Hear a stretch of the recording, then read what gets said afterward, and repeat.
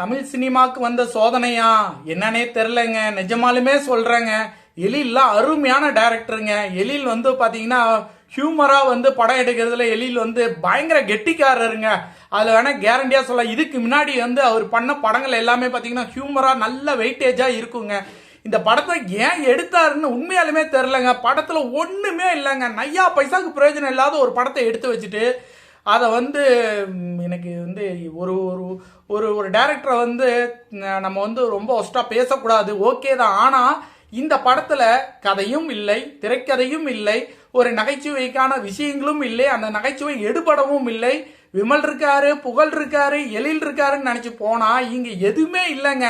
உண்மையை சொல்லணும்னா இந்த படத்தை நீங்க பார்க்கணும்னு நினைச்சீங்கன்னா நான் சொல்ற விமர்சனம் உங்களுக்கு ஏத்துக்க முடியல. எழில் மேல உங்களுக்கு லவ் இருந்துச்சு அப்படின்னா, எழில் மேல எனக்கும் லவ் இருந்ததுங்க. உண்மையாலுமே அவர் செம்மையான ஒரு ஒரு ஹியூமரான ஒரு டைரக்டருங்க. நல்ல காமெடி கொடுக்கக்கூடியவர். ஆனால் சுத்தமா எடுபடலைங்க.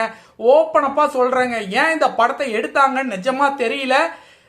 இது இதை கொஞ்சம் யோசிச்சிருக்கணும். இன்னும் விமல் இப்போதான் வளர்ந்துக்கிட்டு வராரு. விமல் தடிக்கி தடிக்கி உளுந்து மறுபடியும் போய் ஒரு கதையை கேட்காம ஒரு படத்தில் நடிச்சு ஏன் தான் இப்படி பண்றீங்க? புகழ் நீங்களும் அப்படிதான். நல்ல கதையை கேளுங்க. நல்ல கதையை கேட்டுட்டு உங்களுக்கான இம்பார்ட்டன்ட் ரோல் இருந்தா மட்டும் பண்ணுங்க. எழில் சார், இந்த மாதிரி படம் எடுக்காதீங்க சார், வேண்டாம் சார். நீங்க வேற லெவல் டைரக்டர் சார். நீங்களாம் ஹியூமரா வேற லெவல் பர்ஃபார்மன்ஸ் பண்ணக்கூடிய ஒரு டைரக்டர். தேசிங் ராஜா படம் ஃபர்ஸ்ட் பார்ட் தேசிங் ராஜா வேற ஒரு 10 டே கிரியேட் பண்ணிச்சிங்க. அந்த படத்தோட டைட்டில மட்டும் வச்சுக்கிட்டு படத்துல ஒண்ணுமே இல்லைங்க. நயா பைசாக்கு பிரயோஜனம் இல்லைன்னு ஓப்பனா சொல்லலாம். கோவிச்சுக்கிறவங்க கோவிச்சுக்கிட்டோம், அதை பத்தி கவலையே இல்லை. நீங்க போய் தியேட்டர்ல உட்காந்தீங்கன்னா தான் அதோட வழி என்னன்னு தெரியும். ஒண்ணுமே இல்லை. ஒண்ணுமே இல்லாம நீங்க படத்தை எடுத்து வச்சீங்கன்னா எப்படிங்க? இனிமே இந்த மாதிரி படம் எடுக்காதீங்க, தயவு செய்து எடுக்காதீங்க.